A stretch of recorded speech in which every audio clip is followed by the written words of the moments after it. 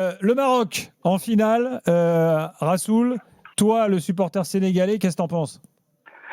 Je trouve déjà, je vais commencer par féliciter le peuple marocain et l'équipe marocaine pour la belle prestation qu'ils ont fait aujourd'hui. J'estime que c'est deux pays frères, les deux plus méritants qui vont jouer la finale et que ce sera une très belle fête du football africain.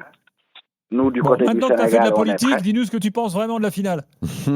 Ah ben, pour la finale, moi, comme je le dis, le Sénégal aujourd'hui est certainement l'une des plus grandes équipes dans les 7 dernières années, notamment au vu des résultats qu'on a eu à faire. Je souligne que ce sera notre 4e finale en 7 ans. C'est vrai. C'est quelque chose de très important. Et puis, dès le départ, je ne sais pas si vous l'avez remarqué, Le Maroc n'a le pas été en Sénégal, finale depuis 2004, si je dis pas de voilà, depuis bêtises. 2004. Donc, ça fait une éternité. Nous, maintenant, on connaît le chemin qui mène notamment en finale et à la gagne pour la CAN. Et j'estime que le Sénégal n'a toujours pas joué à son niveau. Et c'est quelque chose pour moi d'assez rassurant parce que ça montre que malgré les certaines difficultés qu'on peut rencontrer parfois dans les matchs, l'équipe a un certain niveau de maturité et de caractère qu'il faut qu'on arrive à s'en sortir à chaque fois. Donc j'estime que ce sera une très belle finale, une très belle rencontre. Mais je demande aux Marocains de fêter aujourd'hui parce que dimanche, la coupe retournera au Sénégal.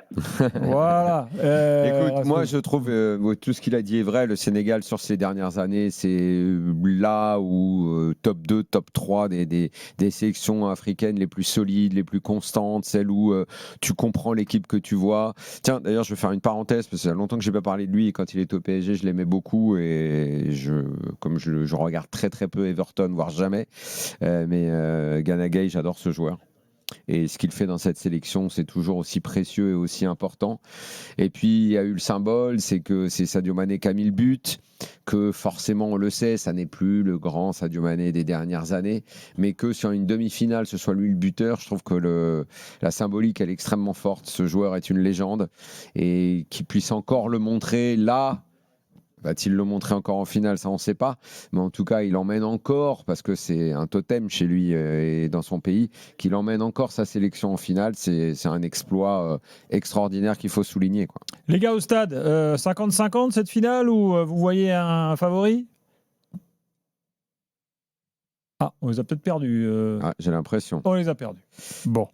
On a Rassoul. Moi, j'aimerais. Honnêtement, je ne sais pas. Alors attention, parce qu'en finale, le Sénégal sera privé de Koulibaly suspendu. J'allais dire, parce qu'il y a ce fameux règlement de merde. Il faut bien dire quand même que c'est un règlement de merde. Oui, on n'a pas effacé les cartons. De ne pas avoir remis les cartons et tout. Franchement, je ne sais pas pourquoi ils ont fait ça. Tu sais, toi, tu as une explication. Vous en aviez parlé, vous, quand vous étiez là-bas, de pourquoi il y a ça? Non, on n'en a pas parlé. C'était le premier tour. On n'en était pas encore là, tu vois. Donc, ouais, non, mais. Non, mais attention, parce que moi, en fait, je vais te dire. Je déteste quand dans les finales, il manque les joueurs. Je vais prendre l'avis de Rassoul là-dessus.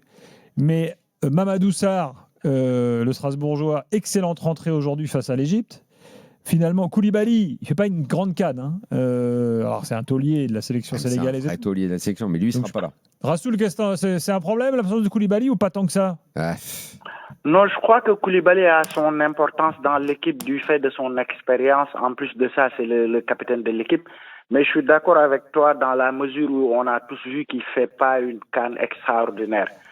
Après, on a derrière des joueurs qui sont aujourd'hui capables de le remplacer. Notamment, on a vu l'entrée de Mamadou Sarr que j'ai trouvé extraordinaire aujourd'hui aux côtés de Moussa Niakhaté. Et je sais que cette paire-là pourra faire la différence pour la finale, d'autant plus que c'est à noter que ce sera peut-être notre paire d'avenir parce que Koulibaly, quoi qu'on en dise, même s'il rejoue pour la CAN de 2027 ou s'il joue pour la Coupe du Monde, il est en fin de carrière et puis voilà. C'est le moment où jamais pour Mamadou Sarr de saisir sa chance et puis de participer à la finale que l'on remportera. Mamadou Sarr qui joue à Strasbourg mais qui appartient à Chelsea. Hein. Il fait partie des joueurs prêtés. C'est un gars qui va sans doute faire une grande carrière. Sur le match, autant ce soir, les deux demi-finales étaient vraiment pas extraordinaires du tout. On a vu un but. Mais ce soir... Bon, le match Maroc-Nigeria, on a au moins vu une équipe marocaine essayer des choses et tout. Le match de 18h était vraiment chiant, mais pas à cause des Sénégalais, mais des Égyptiens qui ont cette tactique ultra négative, l'espèce de stratégie de l'anesthésiste. Culturelle en Égypte. Oui, de genre on attend, on se met à 5, et puis petit à petit on use l'adversaire, on met un bloc bas. Très aigué. Voilà, sauf que là, Salah, il a fait une phase de poule, ok, mais après, voilà, on voit que ça devient compliqué. Les autres qui l'accompagnent, pareil.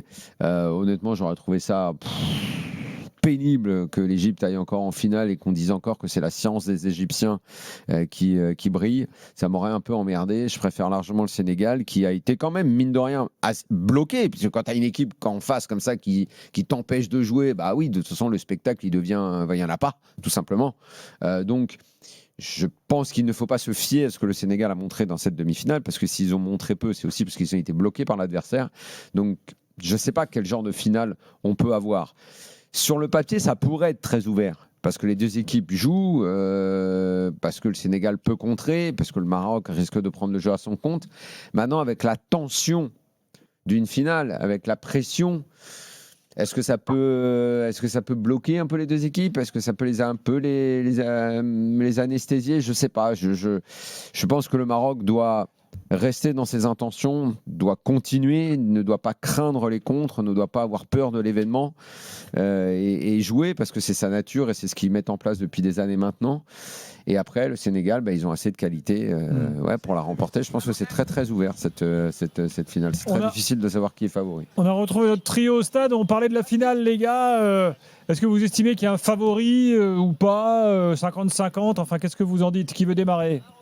Un favori sur cette finale, c'est dur à dire. Enfin, je vais laisser Elton parler, moi j'arrive pas. Ça va jouer aussi au mental pour le coup. Et on avait un doute sur le Sénégal, on se demandait s'il était en gestion ou s'il avait quelques limites. En fait, non, il est très solide, convaincu de sa force, avec une profondeur de banc énorme. Mais j'ai envie de dire la même chose pour le Maroc. Ouais, c'est difficile de parler de favoris. On a un Sénégal qui est clairement programmé pour ce fameux match 7. La finale, c'était clairement l'objectif affiché depuis le début. Même chose pour le Maroc. J'ai du mal à me détacher pour l'une des deux équipes, même si j'avais dit en début de compétition que pour moi le Sénégal était mon vainqueur.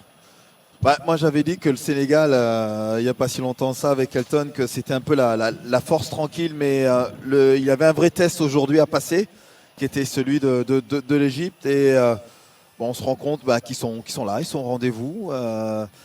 Alors c'est vrai que c'est l'affiche entre guillemets rêvée, que beaucoup de personnes rêvaient.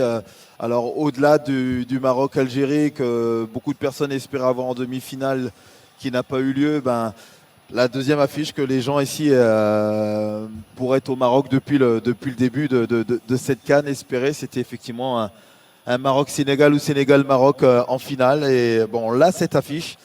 Maintenant, on espère qu'elle va tenir toutes ses promesses parce que avec un Maroc qui nous a montré qu'il était capable de gérer ses émotions et de pouvoir maîtriser une partie. Puis le Sénégal qui est capable par des fulgurances, par un effectif qui arrive à maturité aussi, mais avec des jeunes qui incorporent aussi cette sélection, est capable aussi de poser d'énormes problèmes. Donc on espère avoir la finale que l'on mérite tous avec deux très belles nations qui, pour l'instant, dominent depuis ces dernières années le football africain. À noter du côté du Sénégal l'absence de Koulibaly. Oui, on l'a dit quand vous étiez coupé. T'inquiète, on a fait 5 minutes là-dessus.